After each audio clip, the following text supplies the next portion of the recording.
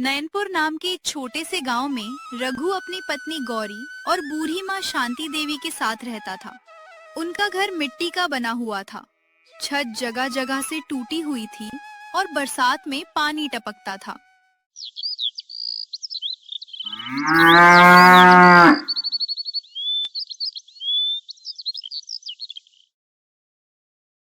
रघु रोज सुबह खेतों में मजदूरी करने जाता, लेकिन दिन भर की मेहनत के बाद भी परिवार का पेट भरना मुश्किल था।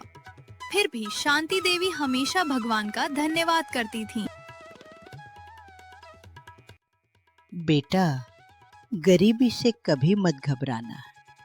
मेहनत करने वाला इंसान कभी हारता नहीं। माँ, मैं पूरी कोशिश करता हूँ लेकिन हमारी हालत सुधर ही नहीं रही। समय हमेशा एक जैसा नहीं रहता बेटा। शांति देवी बूढ़ी हो चुकी थी। उनके घुटनों में दर्द रहता था। चलना भी मुश्किल हो गया था। रघु चाहे कितना भी थका हो, घर लौटकर सबसे पहले माँ की सेवा करता, उनके पैर दबा देता और हालचाल पूछता। गांव वाले उसकी बहुत तारीफ करते थे। रघु, तू जितना माँ का सेवा करता है, आजकल कौन अपनी बूढ़ी माँ की इतनी सेवा करता है। माँ ने मुझे बचपन में संभाला था, आज मेरी बारी है।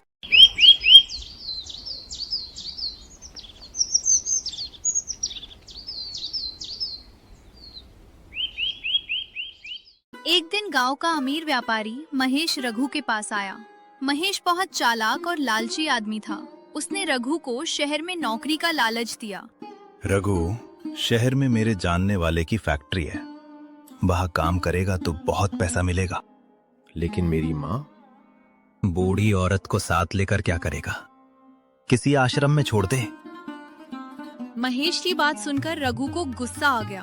माँ कोई बोझ नहीं होती, उनके बिना मैं कहीं नहीं जाऊंगा।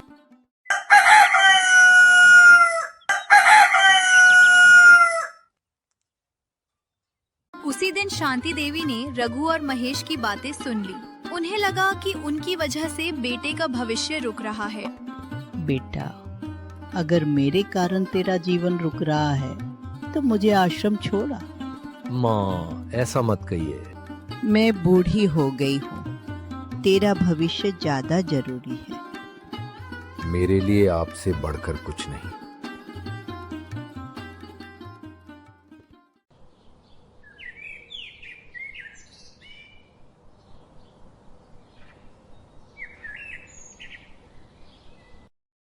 कुछ महीनों बाद गांव में भयंकर सूखा पड़ गया। खेत बर्बाद हो गए, मजदूरी बंद हो गई। रघु के घर में खाने तक की समस्या हो गई। कई दिन ऐसे गुजरे जब परिवार आधा पेट खाना खाकर सोया। घर में बस थोड़ा सा आटा बचा है। चिंता मत करो, कुछ ना कुछ रास्ता जरूर निकलेगा। भगवान मेहनती लोगों की परीक्षा लेते हैं, उनका साथ नहीं छोड़ते।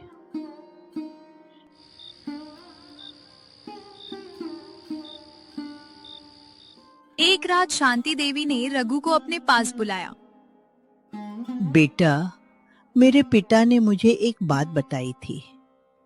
पुराने बरगद के पेड़ के पास जमीन के नीचे एक संदूक दबा है।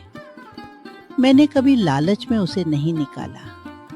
आज समय आ गया है।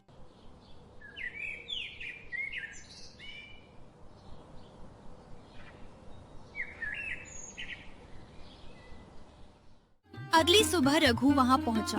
उसने खुदाई शुरू की। कई घंटों की मेहनत के बाद उसे लोहे का एक पुराना संदूक मिला।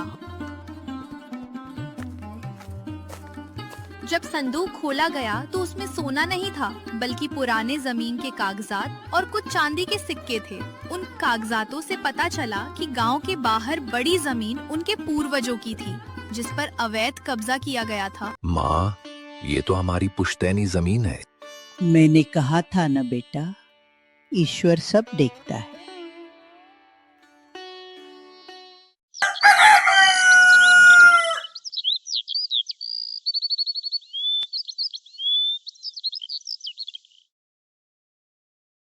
रघु ने पंचायत में मामला उठाया।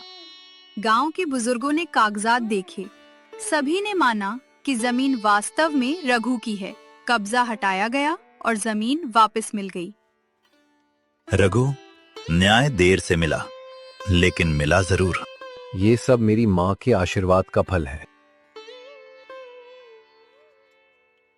कुछ ही वर्षों में उसकी फसल पूरे इलाके में प्रसिद्ध हो गई। रघु ने जमीन पर खेती शुरू की, दिन रात मेहनत की। उसने नया घर बनाया, गांव के गरीब लोगों की मदद करनी शुरू की। रघु, अब तो तुम गांव के सबसे सम्मानित लोगों में गिने जाते हो। सम्मान पैसे से नहीं मिलता, संस्कारों से मिलता है। समय बीतता गया। एक दिन शांति देवी बहुत बीमार पड़ गईं। उन्हें महसूस हो गया कि उनका समय निकट है। उन्होंने रघु को अपने पास बुलाया। बेटा, याद रखना, कभी किसी गरीब को खाली हाथ मत लौटाना। माँ, आपके बिना मैं कैसे रहूंगा?